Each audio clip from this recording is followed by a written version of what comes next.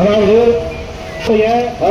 தமிழ்நாடு முழுவதும் ஒரே அளவாக தேர்தல் திருவிழா நடைபெற இருக்கிறது. அதற்கு பாத்தீங்கன்னா 100% அனைவரும் வாக்களிக்க வேண்டும். 100% அனைவரும் வாக்குச்சாவடிக்கு சென்று வாக்களிக்க வேண்டும் அப்படிங்கிற வலியுறுத்தி அந்த கலை நிகழ்ச்சியானது நடைபெற்றுக் கொண்டிருக்கிறது. அந்த கலை நிகழ்ச்சி சித்தப்பா சொன்னாருங்க, நாம எந்த முடிவும் இருக்கக்கூடாது. நம்ம யார் ஆளணும் அப்படிங்கறத நாம தான் முடிவு செய்யணும். நாம அவங்க எப்படி ஓட்டு போடுறது அப்படின்னு கேக்குறீங்க.